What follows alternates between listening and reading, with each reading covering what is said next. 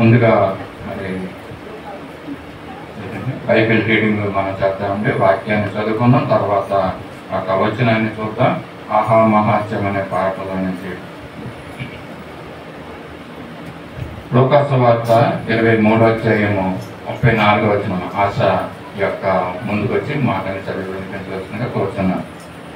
పరిశుద్ధ గ్రంథంలో నుంచి లూకాసు వార్త 23వ అధ్యాయము 34వ వచనము.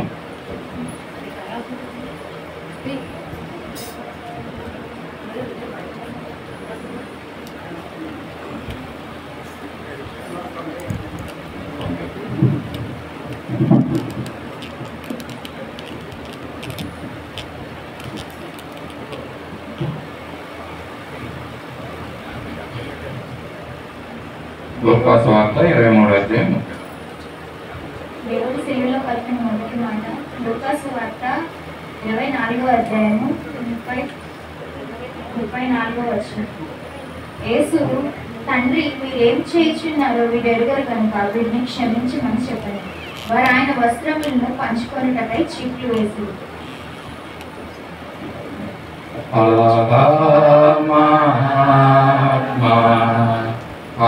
శరణ్య విమోచక ద్రోహరహిత చంపే నిన్ను నా దోషమే కదా ఆహా మహాత్మా శరణ్య విమోచక వీరలను క్షమించు తండ్రి నెరవేమియున్ కోరితిటులు నిన్ను జాంపు క్రూరజనులకై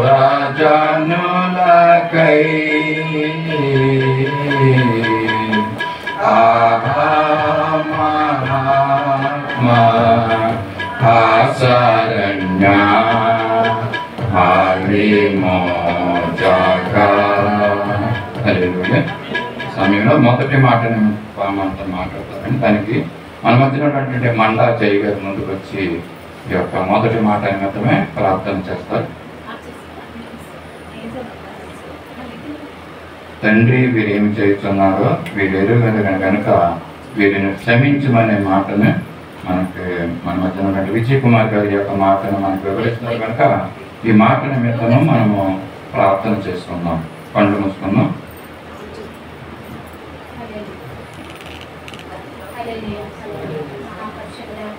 మహాగరుడా గొప్ప దేవా నీకు వందనాలైనా యేసయ్యా స్తోత్ర ప్రభా తండ్రి దేవా నీకు వందనాలు రాజా. అయ్యా ప్రభా ఇలా తండ్రి నాన్న పెడతాను ప్రభా చెబుతూ ప్రభా మమ్మల్ని అందరూ ప్రభా ఆరోగ్య శక్తిని బాధించి మనందరూ కోరుకొని ప్రభా ఇలా నీ మందులో ఉంచినందుకు ప్రభా నీకు లెక్కలేని స్థుతి స్తోత్రం కోట్లాది మమ్మల్ని చెల్లించుకుంటుంది రాజా నీకు వందనాలు ప్రభా. ఇదో ప్రభా తండ్రి అమ్మగారు ప్రభా విజయమ్మ గారు మొత్తం మాట్లాడుతున్నప్పుడు ప్రభా తనకి ప్రభా నోటు బోరుగా ఉంది ప్రభా ఏ మాట ఎంత పలుకుతుందో ప్రభా అయ్యే ప్రతి మాటలో నువ్వు ఉండి ప్రభా తండ్రి అదే నాకు చెప్తున్నప్పుడు ప్రభా మేమందరూ వినడానికి నువ్వు సహాయం దయచే ప్రభా. అయ్యా నీకు వందనాలు ప్రభా తండ్రి తండ్రి మాకు కూడా ప్రభా తండ్రి అయ్యా 7 మాటల్లో ప్రభా ఏ మాట పలకాలమ్మా ప్రభా అయ్యా తండ్రి మాకు కూడా దయచే ప్రభా ఎలా మాట్లాడాలి ప్రభా నువ్వు మాకు మాట్లాడి మమ్మల్ని నడిపించినైనా యేసయ్యా నీకు వందనాలు ప్రభా. పెట్టిన శక్తిని మనమిచ్చి తండ్రి నీ స్తోత్రం చెల్లించుకుంది ప్రభా. నీకు తండ్రి మొదటి మాట మాట్లాడుతున్నా కాబట్టి నువ్వు తోడుగా ఉండమని యేసు నామములో అడిగి వేడుకుంటున్నాం తండ్రి. సమయంలో మొదటి మాట విజయ్ కుమార్ గారు ముందుకు వచ్చి మాట్లాడవచ్చుగా తెలియజేస్తుంది. మరి గమనించండి, ఈ యొక్క 7 మాటలు మాట్లాడే వక్తలు ఒక్కొక్క మాటకే 15 నిమిషాల సమయం మాత్రమే ఇవ్వబడుతుంది. సమయాన్ని గమనించి మీరు ముఖ్యమైన మాటలు మాత్రమే తెలియజేయవలసిందిగా కోరుతున్నాను.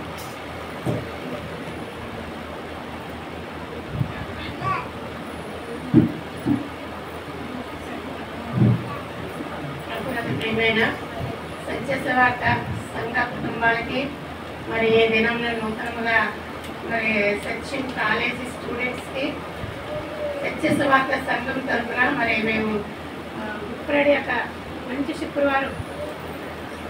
శుక్రవారం యొక్క శుభాకాంక్షలు మేము తెలియజేస్తున్నాము. అదేవిధంగా మరి సుజీ ఇప్పుడే కాల్ చేసింది. మరి మీ అందరికీ సుజీ, సునీల్, ఆ కుటుంబం కూడా మరి మంచి శుక్రవారం శుభాకాంక్షలు తెలియజేయమని తను మరి తెలియజేస్తుందండి. దాన్ని బట్టి కూడా వందనాలు. మరి మొత్తం ముందుగా మరి మన మధ్యకి వచ్చిన స్టూడెంట్స్ అయితే మరి చాలా రోజులు బట్టి మరి రావాలనే ఆశ అయితే ఉన్నారని మాకు భారతి చెప్పిందండి. మరి వారిని ఈ దినాన్ని మందిరానికి ఆహ్వానించింది భారతి అండి. దాన్ని బట్టి భారతి ఒక మరి కొన్ని మార్కులు కొట్టేసింది దేవుడి దగ్గర. కాబట్టి బిడ్డలు వచ్చినందుకు మేము అందరూ చాలా సంతోషిస్తున్నాము. మరి లండన్లో ఉన్న మరి పాస్టర్ గారు రాయ్ గారు వాళ్ళ పాప కూడా మరి మీ అందరికీ చాలా థ్యాంక్స్ చెప్పమని తన చూసింది. మేము సీసీ కెమెరాలో వస్తే నాకు కాల్ చేసింది తన.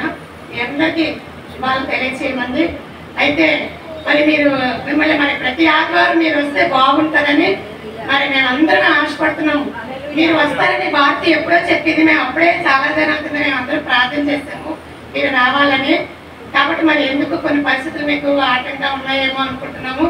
ఎప్పటి నుంచైనా మేము ప్రార్థన చేస్తాము. మీకు ప్రతి ఆదివారం మందిరానికి వచ్చి కొంత సమయం మీరు ఆరాధించుకునేటట్లుగా మీకు మీ మేడం గారు మీకు సమయం ఇచ్చేటట్లుగా మేము కూడా ప్రార్థన చేస్తాము.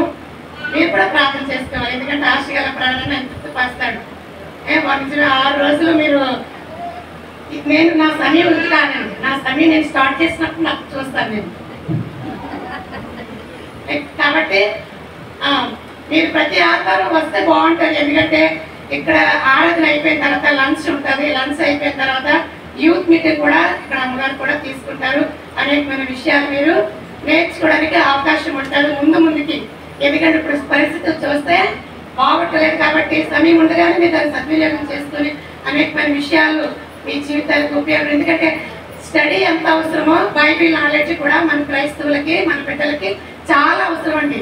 ఈ లోక జ్ఞానం కంటే నిజంగా బైబిల్ జ్ఞానం ఉంటే మనం ఈ లోకంలో దేన్నైనా మనం చేయించగలుగుతాం. కాబట్టి కూడేసిన యవన బిడ్డలను హెచ్చరించి నేను తెలియజేస్తున్నాను. కాబట్టి మరి మీరందరూ కూడా రావడానికి మీరు అవకాశం మీరు అడగండి. మేము ప్రార్థన చేస్తాం. మీరు కూడా ప్రార్థన చేయండి. చక్కగా వచ్చినందుకు మరొకసారి మీకు మా హృదయపూర్వకమైన వందనాలు తెలియజేస్తున్నాను.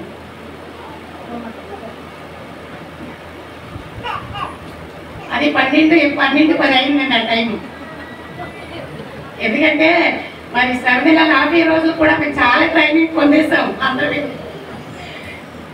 కాబట్టి నిజమేనండి. అయితే తండ్రి వీరేం చేయించున్నారు వీరెరుగురు కనుక వీరిని క్షమించి మరి ఆశ చదివింది. నిజంగా చూడండి మరి యేసు ప్రభు వారు సిలువలో పలికిన మరి ఈ మొదటి మాటల్లో నిజంగా యావత్ ప్రపంచాన్ని శాంతి సమాధానములతో నడిపించాలనే బాధ్యతతో పలికిన మొదటి మాట అండి. బాధ్యతతో వేదనతో బాధతో శ్రమతో ఆయన మరి పలికిన మొదటి మాట అండి యేసు ప్రభు వారు.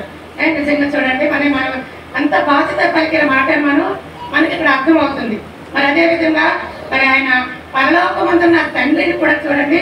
తండ్రి అని పిలుచుట్లో కూడా ఆయన దేవుని కుమారుడు అనే సత్యాన్ని ఈ లోకానికి తెలియజేస్తున్నారండి.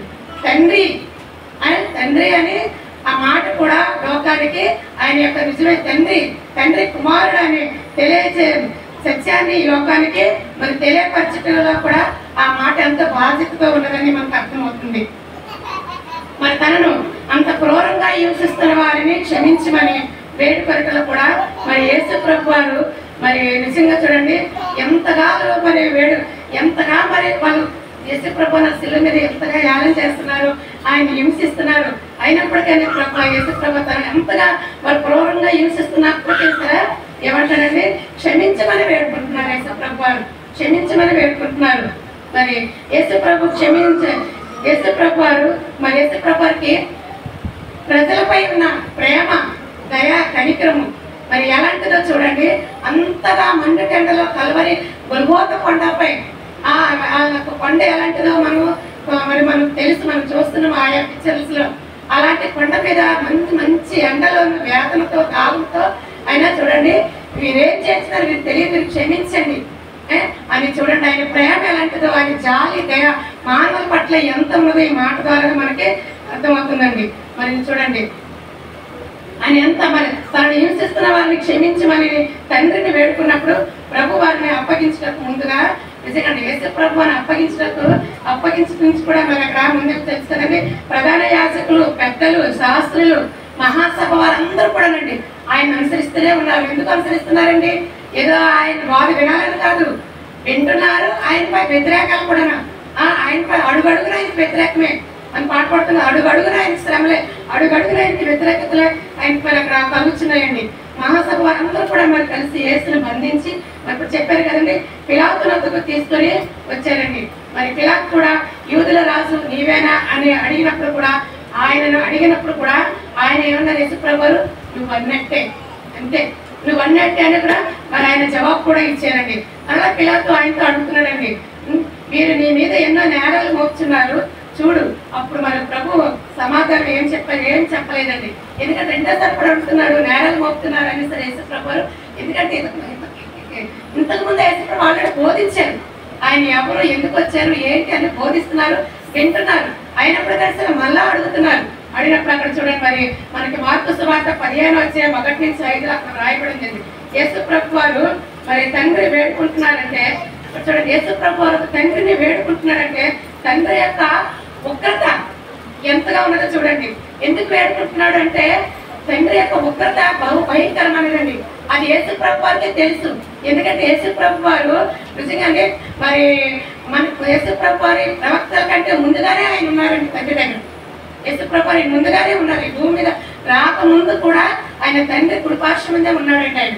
కనుక ఆయన తెలుసు తండ్రి యొక్క ఉగ్రత ఏ విధంగా ఉంటుందని. అది బహు భయంకరమైనది. చూడండి, ఆ ఉగ్రత తప్పించడానికి తండ్రిని వేడుకుంటున్నట్టు అక్కడ మనకు అర్థమవుతుందండి. ఏమి అంత హింసిస్తున్నారు అడుగడుగున.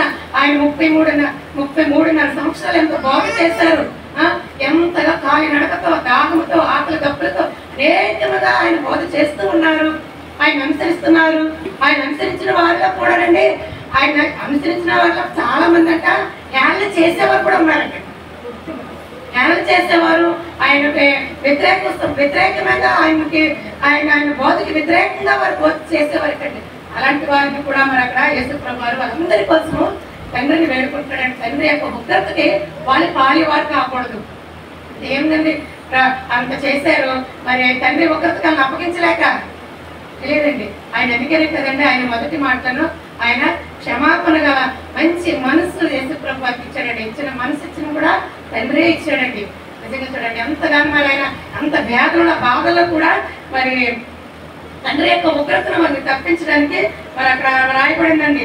ఎందుకంటే మన ఆదికాండము 6:6 కూడా చూస్తే తాను భూమి మీద నరులను చేసినందుకు సంతాపము నుండి తన హృదయంలో నొచ్చుకొనెను అని అక్కడ రాయబడిందని చూడండి. తాను అంటే నరుడు ఏ విధంగా ఉంటున్నారు, నొచ్చుకున్నాడటండి తండ్రి. మనం మనుషులు తయారు చేసి భూమికి పెట్టినందుకే తండ్రి నొచ్చుకున్నాడట. కాబట్టి అంటే అది అక్కడ అప్పటి నుంచి ఆయన చాలా బాధపడుతున్నాడంటే తండ్రిని మనుషులు చేసి భూమి మీద పెట్టినందుకు గాను. అప్పటి నుంచే మనుషులు మరి భయంకరమైన పాపంతో నిండి ఉన్నదని మనకు అక్కడ అర్థమవుతుంది. మనకి ప్రజలు ఎంత భయంకరమైన పాప జీవితం అక్కడ జీవిస్తున్నారు మనకు అర్థమవుతుంది. మరి దేవుని యొక్క ఉగ్రత మరి ఎలా ఉంటుంది అప్పుడు ఆదికాండలో చూసాము. అలాగే నోవాహు జలప్రయంలో కూడా అది కూడా ఉగ్రతే. మరి అలాంటి ఉగ్రతలు మనకు తెలిసి చదువుకున్నాం.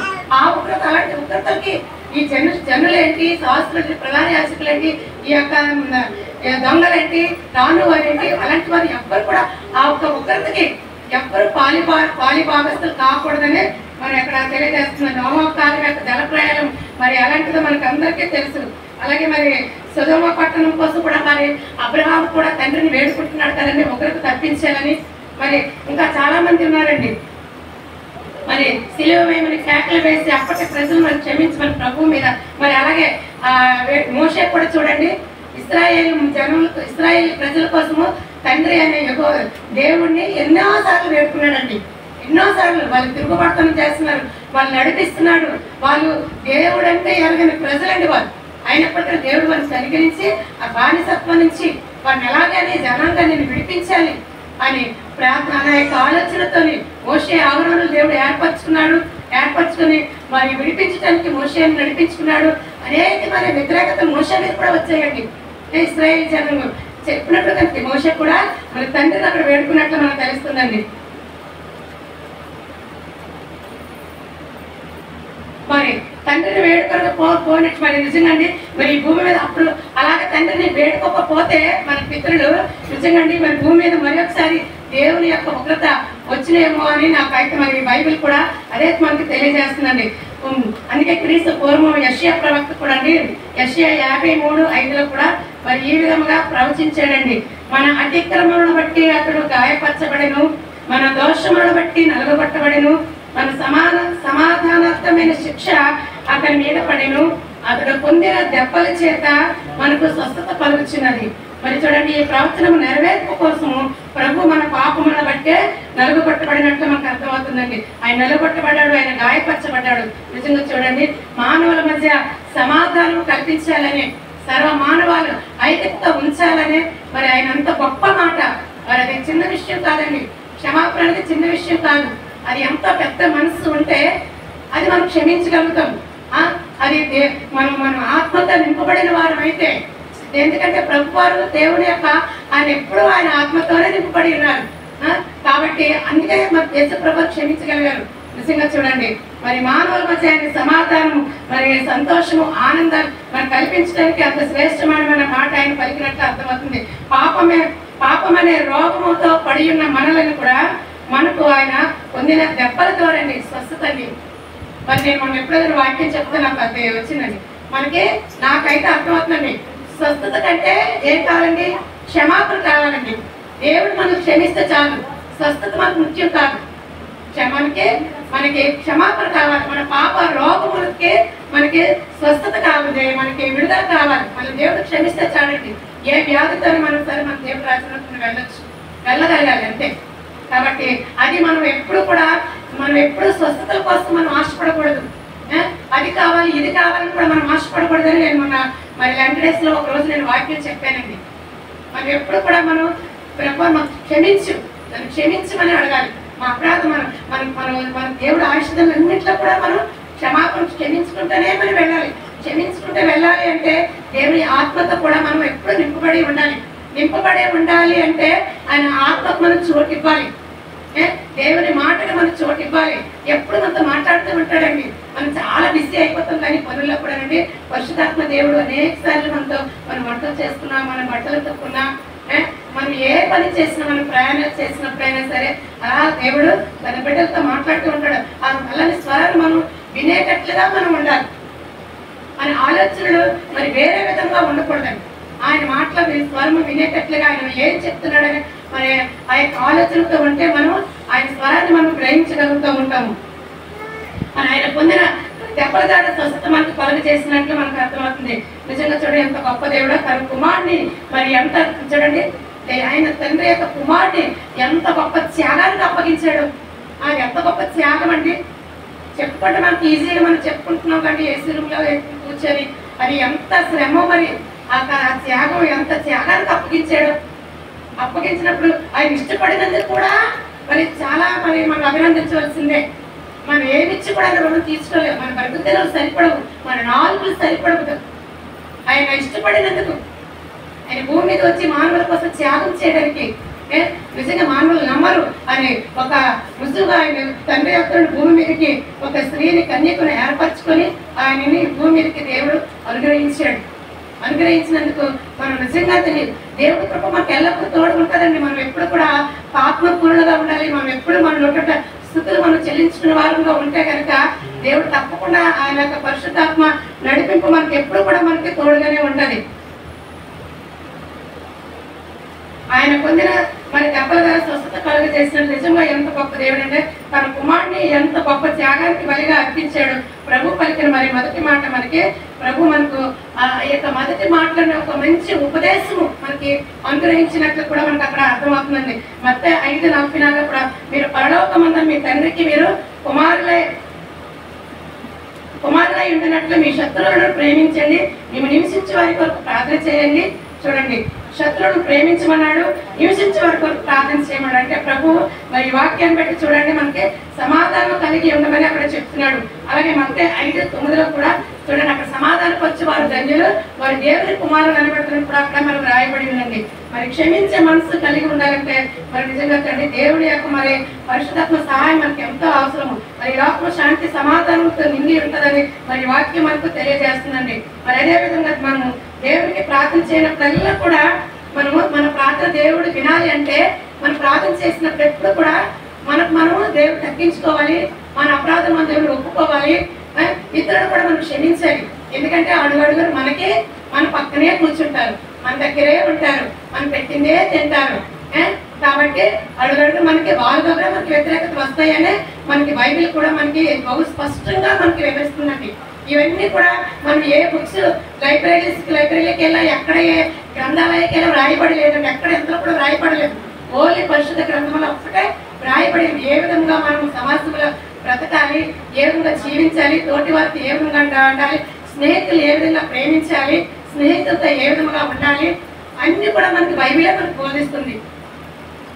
మార్కు 11:25-26 చూస్తే, మీరు ఒకరి మీద విరోధి ఏమైనా కలిగి ఉండగా మీరు నిలబడి ప్రార్థన చేయనట్లుగాను వారిని క్షమించండి, అప్పుడు పరలోకమందు మీ తండ్రి మీ పాపములు క్షమించండి. మనకు చూడండి, మనకు విరోధిగా ఉన్న వాళ్ళందరి కోసం మనం ఎప్పుడు కూడా మనం క్షమించి మనం ప్రార్థన చేస్తే మన తండ్రి కూడా మన పాపాలు క్షమిస్తాడని ఇక్కడ మరి స్పష్టంగా ఇక్కడ రాయబడి ఉందండి. మరి చూడండి, మీ తండ్రి పాపములు క్షమించబడి రాయబడింది కనుక మరి క్రీస్తు తనను హింసిస్తున్న వారి కొరకు ఏ రీతిగా క్షమించమని తండ్రిని వేడుకున్నారు, మనం కూడా ఆ రీతిగా క్షమించమని మరి దేవుడు మనం అడుగుదామండి. అలాగే మనం చూడండి, స్టెఫన్ కూడా అపోస్తుల కార్యాలను 7వ అధ్యాయంలో కూడా అంటే 59 చూస్తే స్టెఫన్ కూడా అంటే దేవుని సువార్త ప్రకటిస్తుంటే అక్కడ జనులు అంటే చెవులు మూస్తున్నారంట. బోధిస్తుంటే మంచి వార్త, మంచి బ్రతకమని మంచి శుభవార్త బోధిస్తే చెవులు మూసుకొని రాళ్ళు నుండి అతను చంపారంటండి. అపోస్తుల కార్యాలు 7వ అధ్యాయంలో మరి చంపినప్పుడు అక్కడ స్టెఫన్ కూడా ఏమన్నాడండి, ప్రభువా వారి మీద ఈ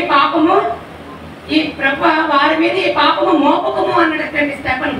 మళ్ళంటి మనిషే మోపకు మన గొప్ప శబ్దముతో పలికి ప్రాణం విడిచినట్లు అక్కడ వ్రాయబడిందండి. అలాగే పౌలు, ఇది ఎప్పుడు జరిగిందండి, పౌలు సొగులుగా ఉన్నప్పుడు జరిగిందండి ఈ సంఘటన. అలాగే చూడండి, మరి నిజంగా మరి ఎంతగానో మరి చూడండి, అలాగే మరి ఎస్తేర్ కూడానండి తన ప్రజల కోసం తండ్రిని పెట్టుకుందండి. ఎందుకంటే ఆ ఉగ్రత జనులకు ఆ ఉగ్రత రాకూడదని, వారు చెప్పకూడదు, మరణం అవ్వకూడదు అని తండ్రిని వేడుకుందంటండి. ఎస్తేర్ రాణి అయింది కూడా దేవుడు తండ్రి అని దేవుడిని అక్కడ మరి వేడుకున్నట్లు మనకి అర్థమవుతుంది. అందుకే చూడండి, మరి మనం క్షమించేస్తాం. క్షమాపణ అంటే చాలా మంది ఈజీగా తీసుకుంటాం. యేసు ప్రభువు ఎందుకు క్షమించారండి, ఆయన ఎంత త్యాగం చేశాడు కాబట్టి అది మనం చెప్పుకుంటున్నాము. చాలా మంది ఇప్పుడు ఎవరైనా మన పట్ల ఏదైనా తప్పుగా చేస్తాం మనం క్షమిస్తాం, వాళ్ళు ఏ చేస్తారో తను ఈజీగా తీసుకుంటారు చాలా మంది. ఆమె ఎప్పుడు ఈజీగా తీసుకోకూడదండి. క్షమాపణ అనేది అది మంచి గొప్ప దేవుడు ఇచ్చిన గొప్ప మనసుతో దేవుని ఆత్మ నింపబడి దేవుని బిడ్డలై ఉండే వారే క్షమిస్తారండి. కాబట్టి ఆ క్షమాపణ ఈజీగా ఎప్పుడు తీసుకోకూడదు. ఎంత వేదనతో క్షమిస్తారండి. మనం ఎప్పుడు క్షమించాం, మనపై చెడ్డగా చెప్పుకున్నప్పుడు, మనం నిందించినప్పుడు, మనల్ని అవమానించినప్పుడు, మనం శోధిస్తున్నప్పుడు అవి ఏం చేస్తాం, ఈ వాక్యాలు మనకు గుర్తొస్తాయి. గుర్తొచ్చి మనం క్షమిస్తాం, దాన్ని ఈజీగా తీసుకుంటారు. క్షమాపణ అనేది ఎప్పుడు అనేది మనం క్షమించిన వారిని మనం ఈజీగా తీసుకోకూడదని వాళ్ళ కోసం మనం ఎప్పుడు ప్రార్థన చేయాలి. ప్రభా నేను దూషించినా సరే, వాళ్ళని చెత్తగా నేను చెప్పుకున్నా సరే ఆమె నన్ను క్షమించింది కనుక మరి ఆ క్షమించే వ్యక్తి కోసం కూడా నిత్యం ప్రార్థన చేస్తే అది చాలా మంచిది. కాబట్టి నిజంగా చూడండి, మరి అందుకే చాలా మంది చూడండి బాప్తిస్తారు, పిల్లలకి యవనస్తులు బాప్తిస్తారు అని వస్తారు సేవకులు. ఇచ్చేటప్పుడు సేవకులు ఏం చేస్తారండి, బైబిల్ క్లాసులు తీసుకుంటారు. ఫస్ట్ బైబిల్ క్లాసులు తీసుకొని కొన్ని విషయాలు నేర్పిస్తారు. బైబిల్ వచనాలు తీసి అన్ని రకమైన విషయాలు ఈ 4 సువార్తల నుంచి తీసుకొని వారికి క్లాసులు చెప్తాం. చెప్పి నువ్వు అడిగితే బాప్తిస్టులు ఎందుకు తీసుకుంటున్నా ప్రశ్న వేస్తారు, వాళ్ళకి ఆన్సర్ రాదు. ఆన్సర్ కూడా అక్కడ సేవకులే చెప్తారు, ఇది ఆన్సర్ అని. అప్పుడు కూడా చెప్తారు, బాప్తిజం తీసుకున్నామంటే మీరు మీ స్నేహితులు మీరు క్షమించాలి, మీ సహోదరుని క్షమించాలి, మీ ఇరుగు పొరుగు వారిని క్షమించాలి, క్షమించే మనసు ఉండాలి, వారికి విరోధంగా వెళ్ళకూడదు, గొడవలు వెళ్ళకూడదు, వ్యతిరేక స్వభావం మీలో ఉండకూడదు, అందరితో మీరు సమాధానంగా ఉండాలి. కాలేజీలో ఏంటి, స్కూల్స్లో ఏంటి, మీ ఉద్యోగులు ఆఫీసులో అంటే ఎక్కడైనా సరే మీరు సమాధానంగానే ఉండాలని మరి అన్ని విషయాలు మన సేవకులు బాప్తిజం ఇచ్చే ముందంటే క్లాసులు చెప్తారు. అనేకమైన విషయాలు 3 రోజులు 4 రోజులు క్లాసులు తీసుకొని అప్పుడు వాళ్ళకి బాప్తిజం ఇస్తారు. మంచి అవగాహన వచ్చేటప్పుడు వాళ్ళకి బాప్తిజం అనేది ఇస్తారండి. మరి మా రోజుల్లో కూడా మరి అయ్యగారు చనిపోయి ప్రభువులను నిద్రించారు. మరి రాయల్ మిత్రులు కూడానండి మాకు అనేకమైన క్లాసులు ముందేంటి వాక్యం బోధించారు, తర్వాత క్లాసులు తీసుకున్నారు, బాప్తిసం ఇచ్చారు. మమ్మల్ని అబ్జర్వేషన్ చేసి బాప్తిసం ఇచ్చారండి. బాప్తిసం ఇచ్చారంటే అంత ఈజీగా ఆయన ఇవ్వలేదు. వేరే పాస్టర్ గారి ద్వారా అప్పుడు అయ్యారు మాకు తీసుకెళ్ళి ఇప్పించారు. కాబట్టి మరి దేవుడు చూడండి, మరి ఇక్కడ ఈరోజు పలికిన మొదటి మాట నిజంగా చూడండి, తండ్రి మీరేం చేస్తున్నారో మీరు ఎరుగురు కనుక వీరిని క్షమించండి అని మరి ఆయన పలికిన మాటలో చూడండి ఎంత త్యాగం ఉన్నదో, ఎంత త్యాగం అండి. క్షమాపణలో నిజంగా ఈ సంవత్సరం కూడా 7 మాటలు ధ్యానించుకున్నట్టు దేవుడు మనందరికీ ఆశీర్వాదం ఇచ్చాడు, సజీవులకి ఉంచాడు. అనేక మంది లేరు, వారికంటే మనం గొప్పవారు, నీతిమంతులు, పరిశుద్ధులు కాదు, కేవలం ఆయన ఇస్తున్న గొప్ప కృపే తప్ప ఇంకేదీ లేదు. కాబట్టి ఈ సంవత్సరం కూడా వెంటనే పాటించడానికి ఈ వాక్యం ఇలా 7 మాటలు ధ్యానం చేసుకోగలుగుతూ దేవుడు మనకి ఇచ్చిన మరి దినాలు బట్టి సమయాన్ని బట్టి మరొకసారి దేవుడికి వందనాలు. మరి యేసుప్రభు ఏ విధంగా అయితే మనం క్షమించారు, క్షమించుకుంటే వెళ్ళాలంటే అలాంటి యేసుప్రభు బోధలోనే ఆయన అనుసరిస్తున్న వారిని ఆయన దూషించారు. బంధువులు, స్నేహితులు అందరూ కూడా అద్భుతాలు యేసుప్రభు మరి ఎన్నో అద్భుతాలు అన్నింటిలో కూడా ఆయన క్షమించుకుంటూనే వచ్చాడండి. ఈ రోజుల్లో కూడా ఉన్నాయండి వ్యతిరేక మనం చూస్తున్నాము మరి అన్ని చోట్ల సంఘాల్లో ఏంటి, సమాజంలో ఏంటి, గృహాల్లో ఏంటి, ఇరుగు పొరవాట్లే అక్కచెల అన్నతమ్ముల మధ్య కూడా వ్యతిరేకం అంటే ఎందుకు వస్తుందంటే దుష్టుడు ఆ రీతిగా తన మరి పని చేస్తున్నాడు, ఆ రీతిగా బలంగా వెళ్తున్నాడు. కనుక మన ఈ వాక్యాలు మనం వింటున్నాము, హెచ్చరింపబడుతున్నాము అంటే ఒకసారి మనం ప్రార్థన చేసుకోవాలి. ప్రభువా నిజమే నువ్వు క్షమించావు, నీకు ఎంత పెద్ద మనసు ఉందని, అలాంటి క్షమించే మనసు మాకు ఇవ్వండి. క్షమించే మనసు కావాలంటే మీ పరిశుద్ధాత్మ సహాయం మాకు కావాలి, మీ ఆత్మతో మమ్మల్ని నింపండి. అంతేగాని మాట అన్నారు కదా అని మనం వెళ్ళి విరోధంగా వరకు మనం మాట్లాడితే మనం అక్కడ దేవుడి నామాన్ని మైపరచవాలని అంటామా, అక్కడ మన దేవుడిని బిడ్డలు అనే బిరుదు మనకు రాదు. ఏమొస్తుంది, వీళ్ళు ఎంతకాలం చర్చికి వెళ్ళినా ఇంతే అనుకుంటారు. మనం క్షమించేస్తాం, క్షమించేస్తాం మంచుకుంటే చాలా విషయాలు మనకు ఒకరు నాపై వేరైనా చక్కగా చెప్పుకున్నారు, నాకు వేదంగా తెలుస్తుంది. ఆయన ప్రకారం నేను మంచిగానే ఉంటాను, పలికిన వాత్మ నాకు చెప్పుకున్న వార్త మంచిగా ఉంటాను. వాళ్ళు అనుకుంటారు తెలియదు అనుకుంటారు, కానీ తెలుసు. ఎందుకంటే దేవుడు బయలుపరుస్తాడు, ఏ విధంగా బయలుపరుస్తాడు తెలుసు, క్షమిస్తాడు. ఆయన అలాంటి సమయంలో కూడా నేను దూషించినప్పటికైనా, నేను నిందించినప్పటికైనా వారు క్షమిస్తున్నారు, వారు ప్రార్థన చేస్తున్నారు. కానీ ఒక మంచి మనసు దేవుడు వారికి ఇచ్చినందుకు దేవుడికి వందనాలు కూడా తెలియచేయాలి. ఏదైతే మనం ఒకరికొకరు ప్రార్థన చేసుకోవాలి, ఒకరు క్షమించుకొని మనం ఉండాలని మరి దేవుడు మరొకసారి మధ్యాహ్న కాల సమయంలో తండ్రి మీరు ఏం చేయించున్నారు మీరు ఎదురు కనుక మీరు క్షమించండి అనే పలికిన మాటను మరొకసారి మన హృదయాల్లో మనము ఈ మాటను ఉంచుకుందాం. దేవుడి కొద్ది మాటలు ఆశీర్వదించింది.